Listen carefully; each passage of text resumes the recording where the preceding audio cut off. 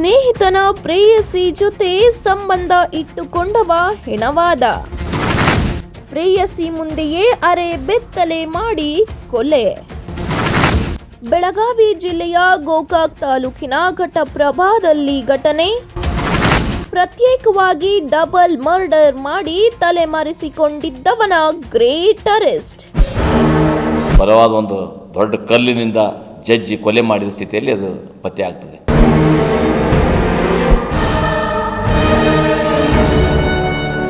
ಪರಸ್ತ್ರೀ ಮೇಲೆ ಕಣ್ಣು ಹಾಕಿದ ಯಾವುದೇ ಗಂಡಸು ಜೀವಂತವಾಗಿ ಉಳಿದ ಉದಾಹರಣೆಗಳಿಲ್ಲ.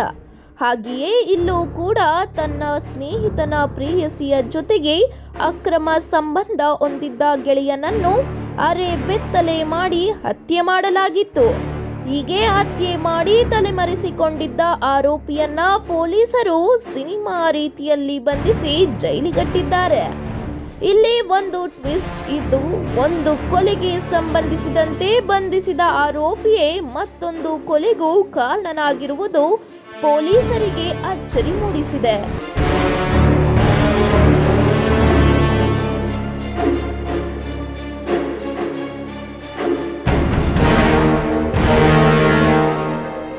ಬೆಳಗಾವಿ ಜಿಲ್ಲೆಯ ಗೋಕಾಕ್ ತಾಲೂಕಿನ ಘಟಪ್ರಭಾದ ರೈಲು ಹಳಿ ಬಳಿಯ ಬ್ರಿಡ್ಜ್ನಲ್ಲಿ ಅಕ್ಟೋಬರ್ 22ರಂದು ಮುಖ ಜಜ್ಜಿದ ರೀತಿಯಲ್ಲಿ ಅರೆ ಬೆತ್ತಲು ಮಾಡಿ ವ್ಯಕ್ತಿಯೊಬ್ಬನನ್ನು ಬರ್ಬರವಾಗಿ ಹತ್ಯೆ ಮಾಡಲಾಗಿತ್ತು.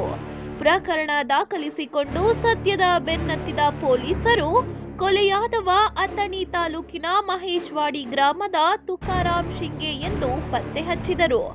ಸಿಪಿಐ ಎಚ್ಡಿ ಮುಲ್ಲಾ ನೇತೃತ್ವದ ತಂಡ ಪ್ರಕರಣದ ಜಾಡು ಹಿಡಿದು ಹೊರಟಾಗ ಮೃತ ತುಕಾರಾಮ್ನನ್ನು ಹತ್ಯೆ ಮಾಡಿದ್ದು ಆತನ ಸ್ನೇಹಿತನೇ ಆದ ಪ್ರದೀಪ್ ನಾಯಕ್ ಎಂದು ತಿಳಿದು ಬಂತು. ಆರೋಪಿಯನ್ನು ಹಿಡಿದು ತಂದು ಚೆನ್ನಾಗಿ ವರ್ಕ್ ಮಾಡಿದಾಗ ಆರೋಪಿ ಒಂದೊಂದಾಗಿ ಸತ್ಯವನ್ನು ಬಾಯ್ಬಿಟ್ಟಿದ್ದಾನೆ. ಡಬಲ್ ಮರ್ಡರ್ ಆರೋಪಿ ಪೊಲೀಸರಿಗೆ ತಗ್ಲಾಕೊಂಡಿದ್ದೇ ರೋಚಕ. ಪ್ರೇಯಸಿಯೊಂದಿಗಿನ ಅನೈತಿಕ ಸಂಬಂಧಕ್ಕೆ ಸ್ನೇಹಿತನ ಜೀವ ತೆಗೆದ ಕಿರಾತಕ.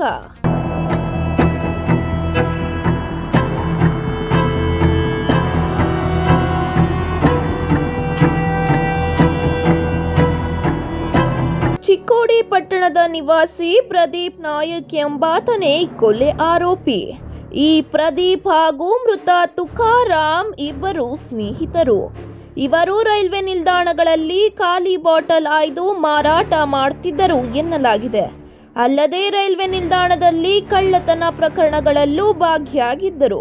ತುಕಾರಾಮ್ ಘಟಪ್ರಭಾದಲ್ಲಿ ಕೆಲಸ ಮಾಡ್ತಿದ್ರೆ ಪ್ರದೀಪ್ ಘಟಪ್ರಭಾ ಹಾಗೂ ಮಹಾರಾಷ್ಟ್ರದಲ್ಲಿ ಕೆಲಸ ಮಾಡ್ತಿದ್ದ. ಆರೋಪಿ ಪ್ರದೀಪ್ ಅಶ್ವಿನಿ ಎಂಬ ಯುವತಿಯೊಬ್ಬಳನ್ನ ಪ್ರೀತಿಸುತ್ತಿದ್ದ ಎನ್ನಲಾಗಿದೆ. ಆದರೆ ಆರೋಪಿ ಪ್ರದೀಪ್ ಪ್ರಿಯತಮೆಯ ಜೊತೆಗೆ ತುಕಾರಾಮ್ ಅನೈತಿಕ ಸಂಬಂಧ ಬೆಳೆಸಿದ್ದ. ಪ್ರದೀಪ್ ಘಟಪ್ರಭಾದಲ್ಲಿ ಇಲ್ಲದೆ ಇದ್ದಾಗ ತುಕಾರಾಮ್ ಆಕೆಯ ಜೊತೆಗೆ ಸಮಯವನ್ನು ಕಳೆಯುತ್ತಿದ್ದ. ತುಕಾರಾಮ್ನ ಈ ಕೃತ್ಯದ ಬಗ್ಗೆ ಪ್ರದೀಪ್ ಸ್ನೇಹಿತರ ಮೂಲಕ ತಿಳಿದು ಆಕ್ರೋಶಗೊಂಡಿದ್ದ. ತಾನು ಮದುವೆಯಾಗಬೇಕಿದ್ದ ಹುಡುಗಿಯ ಜೊತೆಗೆ ಅನೈತಿಕ ಸಂಬಂಧ ಹೊಂದಿದ್ದ ತುಕಾರಾಮ್ ಕೊಲೆಗೆ ಪ್ರದೀಪ್ ಸಂಚು ರೂಪಿಸಿದ್ದ. ಕೊಲೆಗೂ ಮುನ್ನ ಪ್ರದೀಪ್ ತುಕಾರಾಮ್ಗೆ ಚೆನ್ನಾಗಿ ಕುಡಿಸಿ ಪಾರ್ಟಿ ಮಾಡಿದ್ದ. ಹೌದು, ನಾನು ಅವನಿಗೆ ಕೊಲೆ ಮಾಡೋದು ನಿಜ. ಆವತ್ತಿನ ದಿವಸ ನಾನು ಮತ್ತು ಅವಳು ಯಾರು ಆರಿಫ ಅಶ್ವಿನಿ ಇಬ್ಬರು ಒಟ್ಟಿಗೆ ಬಂದಿದ್ದೀವಿ. ನಮಗೆ ಇವನು ಮೋಸ ಮಾಡಿ ನಾನು ಇಟ್ಕೊಂಡಂಥ ಹೆಣ್ಮಗಳ ಜೊತೆ ಇವನು ಅನ್ಯ ಸಂಪರ್ಕ ಬೆಳೆಸಿದ. ಅದು ನೋಡಿ ನಾನು ಅವನಿಗೆ ಕೊಲೆ ಮಾಡಿದ್ದೀನಿ ಅಂತ ಒಪ್ಕೊಂಡ್ಬಿಡ್ತಾನೆ. ಅದು ಇಲ್ಲಿಗೆಲ್ಲ ಕಾಂಟ್ಯಾಕ್ಟ್ ಇರೋದ್ರಿಂದ ಅದು ಕೊಲೆ ಆಗಿದೆ ಅಂತ ನಮಗೆ ಒಪ್ಕೊಂಡ್ಬಿಡ್ತಾನೆ. ಹೀಗೆ ತುಕಾರಾಮ್ಗೆ ಚೆನ್ನಾಗಿ ಕುಡಿಸಿ ಪ್ರದೀಪ್ ಆತನನ್ನು ರೈಲ್ವೆ ಹಳಿ ಬಳಿಯ ಬ್ರಿಡ್ಜ್ ಹತ್ತಿರ ಕರೆದುಕೊಂಡು ಹೋಗಿದ್ದ. ಅಲ್ಲಿಗೆ ಪ್ರೇಯಸಿಯನ್ನು ಬರಲು ಹೇಳಿ ಆಕೆಯ ಮುಂದೆಯೇ ತುಕಾರಾಮ್ನನ್ನು ಬೆತ್ತಲೆಗೊಳಿಸಿ ಹತ್ಯೆ ಮಾಡಿದ್ದಾನೆ. ಕೊಲೆಯನ್ನು ಕಂಡು ಗಾಬರಿಗೊಂಡಿದ್ದ ಅಶ್ವಿನಿಯನ್ನ ಈ ವಿಷಯವನ್ನು ಎಲ್ಲಿಯಾದರೂ ಬಾಯ್ಬಿಟ್ಟರೆ ಕೊಲೆ ಮಾಡುವುದಾಗಿ ಆಕೆಗೂ ಸಹ ಜೀವ ಬೆದರಿಕೆ ಹಾಕಿದ್ದಾನೆ. ಬಳಿಕ ಮೃತನ ಸುಳಿವು ಸಿಗದಂತೆ ಕಲ್ಲಿನಿಂದ ಆತನ ಮುಖವನ್ನು ಜಜ್ಜಿ ಅವನ ಬಟ್ಟೆಗಳನ್ನು ನದಿಗೆ ಎಸೆದು ಪರಾರಿಯಾಗಿದ್ದಾನೆ. ಹೀಗೆ ಗುರುತೇ ಸಿಗದ ಹಾಗೆ ಹತ್ಯೆ ಪ್ರಕರಣವನ್ನು ಚಾಲೆಂಜ್ ಆಗಿ ತೆಗೆದುಕೊಂಡ ಪೊಲೀಸರು ಮೃತ ಯುವಕನ ಫಿಂಗರ್ ಪ್ರಿಂಟ್ ಹಾಗೂ ಆತನ ಕೈಯಲ್ಲಿದ್ದ ಟ್ಯಾಟೋ ಮೂಲಕ ಗುರುತು ಪತ್ತೆ ಹಚ್ಚಿದ್ದಾರೆ. ನಮ್ಮಲ್ಲಿ ಒಂದು ಪ್ರೊಸೀಜರ್ ಏನಿದೆ ಅಂದರೆ, ಯಾವುದೇ ವ್ಯಕ್ತಿ ಅಪರಿಚಿತ ವ್ಯಕ್ತಿ ಇದು ಎಲ್ಲಿಯಾದರೂ ಸುಳಿವು ಸಿಗಬೇಕು ಮತ್ತು ಅವನ ಮುಂದೆ ಪತ್ತೆ ಆಗಬೇಕಾದ್ರೆ ಸರಳವಾದ ಮಾರ್ಗ ಅಂದರೆ ಅವನ ಫಿಂಗರ್ ಪ್ರಿಂಟ್ಗಳನ್ನು ತೆಗೆದುಕೊಳ್ಳೋದು. ಫಿಂಗರ್ ಪ್ರಿಂಟ್ ಅಥವಾ ಆ ವ್ಯಕ್ತಿ ಮೃತ ವ್ಯಕ್ತಿಯ ಫಿಂಗರ್ ಪ್ರಿಂಟ್ ತಗೊಂಡು ನಾವು ಇಟ್ಕೋತೀವಿ. ಅದನ್ನು ಟ್ಯಾಲಿ ಮಾಡ್ಲಿಕ್ಕೆ ನಮ್ಮ ಫಿಂಗರ್ ಪ್ರಿಂಟ್ ಬ್ಯೂರೋಗೆ ಕಳಿಸ್ಕೊಡ್ತೀವಿ.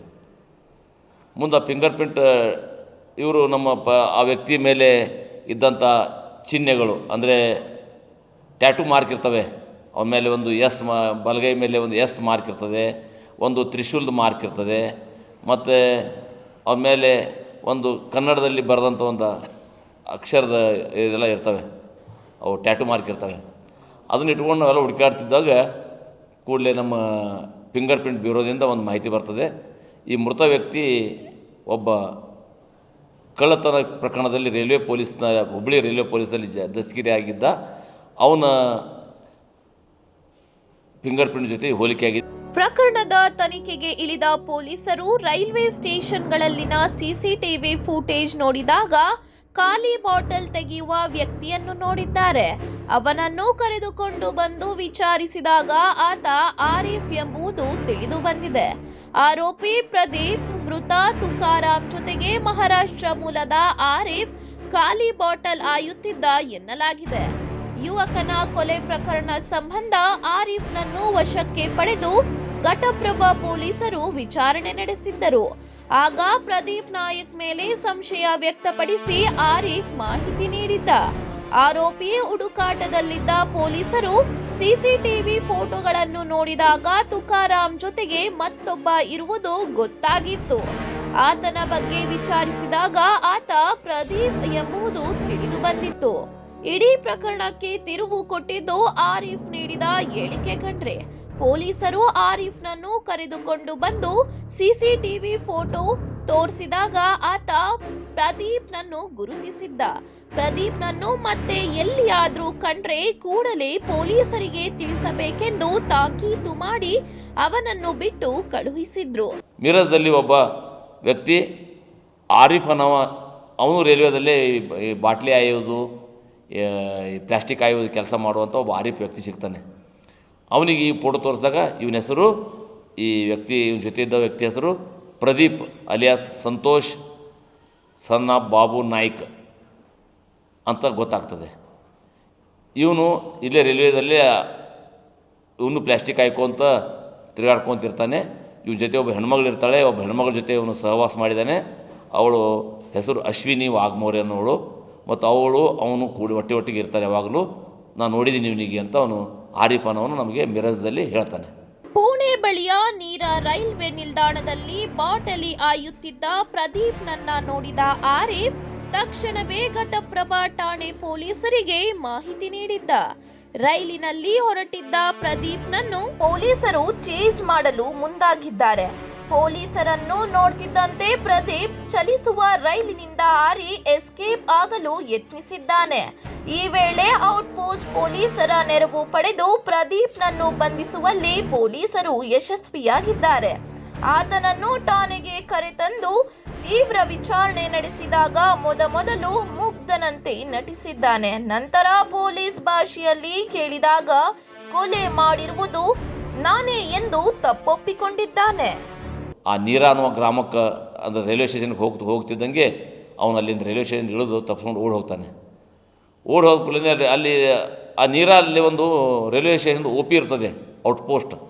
ಆ ಔಟ್ಪೋಸ್ಟ್ ಮಹಾರಾಷ್ಟ್ರದ ಔಟ್ಪೋಸ್ಟ್ಗೆ ಅಲ್ಲಿ ನಾವು ಕಾಂಟ್ಯಾಕ್ಟ್ ಮಾಡಿ ಆ ಪೊಲೀಸರಿಗೆ ನಮ್ಗೆ ಒಂದು ಮಾಹಿತಿ ಒಂದು ಫೋಟೋ ಕೊಟ್ಟಾಗ ಅವನು ಅಲ್ಲೇ ಅವರು ಹಿಡ್ಕೊಂಡ್ಬಿಡ್ತಾರೆ. ಅವನಿಗೆ ಆ ಔಟ್ಪೋಸ್ಟ್ ಪೊಲೀಸರು ಇರ್ತಾರೆ ನೀರಾ ರೈಲ್ವೆ ಸ್ಟೇಷನಲ್ಲಿ.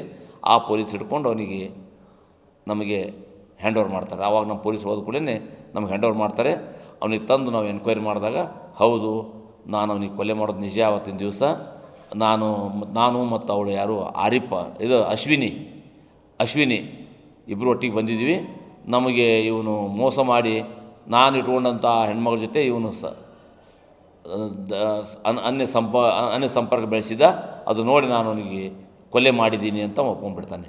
ಅದು ಇಲ್ಲಿಗೆಲ್ಲ ಕಾಂಟ್ಯಾಕ್ಟ್ ಇರೋದ್ರಿಂದ ಅದು ಕೊಲೆ ಆಗಿದೆ ಅಂತ ನಮಗೆ ಒಪ್ಕೊಂಡ್ಬಿಡ್ತಾನೆ.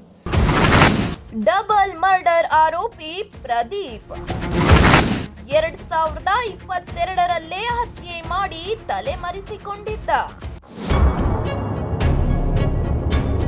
ಪೊಲೀಸರು ಈ ಪ್ರಕರಣಕ್ಕೆ ಸಂಬಂಧಿಸಿದಂತೆ ಪ್ರದೀಪ್ನನ್ನು ತೀವ್ರ ವಿಚಾರಣೆಗೊಳಪಡಿಸಿದಾಗ ಆತ 2022ರಲ್ಲೇ ಹುಬ್ಬಳ್ಳಿಯಲ್ಲಿ ಮಹದೇವ್ ಎಂಬ ವ್ಯಕ್ತಿಯನ್ನ ಕೊಲೆ ಮಾಡಿ ಚರಂಡಿಗೆ ಎಸೆದಿದ್ದಾಗಿ ಬಾಯ್ಬಿಟ್ಟಿದ್ದಾನೆ.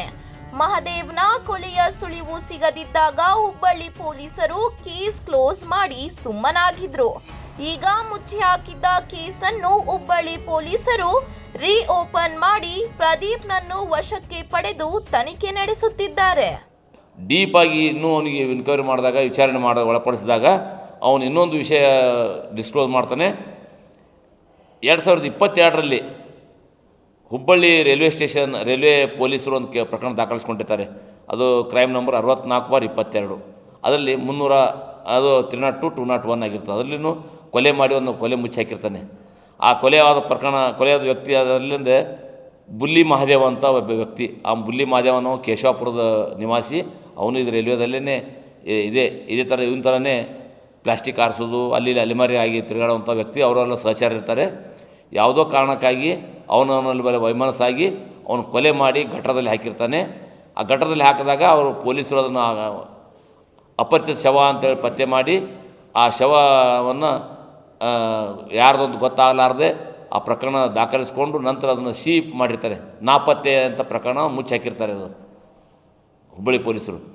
ಈತ ಆ ಕೊಲೆ ನಾನು ಮಾಡಿದ್ದೀನಿ ಅಂತ ನಮ್ಮಲ್ಲಿ ಒಪ್ಕೊಂಡು ನಮಗೆ ಹೇಳಿಕೆ ನೀಡೋದ್ರೊಳಗೆ ನಾವು ಹುಬ್ಬಳ್ಳಿ ರೈಲ್ವೆ ಪೊಲೀಸರಿಗೆ ಕಾಂಟ್ಯಾಕ್ಟ್ ಮಾಡಿದಾಗ, ಹೌದು ಈ ಪ್ರಕರಣ ನಮ್ಮಲ್ಲಿ ದಾಖಲಾಗಿದೆ, ಈ ವ್ಯಕ್ತಿ ಇದು ಅಪರಿಚಿತ ವ್ಯಕ್ತಿ ನಮ್ಮಲ್ಲಿ ಸಿಕ್ಕಿದ್ದ, ಅವನು ನಾವು ಕೇಸ್ ದಾಖಲೆ ಮಾಡ್ಕೊಂಡು ಪತ್ತೆ ಆಗಲಾರ್ದಕ್ಕೆ ನಾವು ನಾಪತ್ತೆ ಎಂದು ನಾವು ಕ್ಲೋಸ್ ಮಾಡಿದ್ದೀವಿ ಅಂದಾಗ ನಾವು ಅವನಿಗೆ ಎಲ್ಲ ಮಾಹಿತಿ ಕೊಟ್ಟು ಕೂಡಲೇ ರೈಲ್ವೆ ಪೊಲೀಸರು ಬಂದು ನಮ್ಮ ಮುಂದಿನ ಅವ್ರದ್ದು ತಮ್ಮ ಪ್ರಕರಣದಲ್ಲೂ ಇವನಿಗೆ ಪೊಲೀಸ್ ಕಸ್ಟಡಿ ತೊಗೊಂಡು ಆ ಪ್ರಕರಣವನ್ನು ಬೆಳಕಿಗೆ ಚೆಲ್ಲಕ್ಕೆ ಕಾರಣ ಆಯಿತು. ಒಟ್ಟಾರೆ ಒಂದು ಪ್ರಕರಣದ ಬೆನ್ನತ್ತಿದ ಪೊಲೀಸರು ಆರೋಪಿಯನ್ನು ಹಿಡಿದು ಇನ್ನೊಂದು ಕೊಲೆಯಲ್ಲಿ ಭೇದಿಸುವಲ್ಲಿ ಯಶಸ್ವಿಯಾಗಿದ್ದಾರೆ. ಈ ಪ್ರಕರಣಗಳೆಲ್ಲವೂ ದುರಂತದಿಂದಲೇ ಅಂತ್ಯವಾಗೋದು ಕಣ್ರಿ. ಇನ್ನಾದ್ರೂ ಪರಸ್ತ್ರೀ ಮೇಲೆ ಕಣ್ಣು ಹಾಕುವ ಕಿರಾತಕರು ಎಚ್ಚರದಿಂದ ಇದ್ರೆ ಒಳ್ಳೆಯದು. Karnataka news, Belagavi. Karnataka news digital channel ಅನ್ನು ಈಗಲೇ ಸಬ್ಸ್ಕ್ರೈಬ್ ಮಾಡಿ. ಧನ್ಯವಾದಗಳು.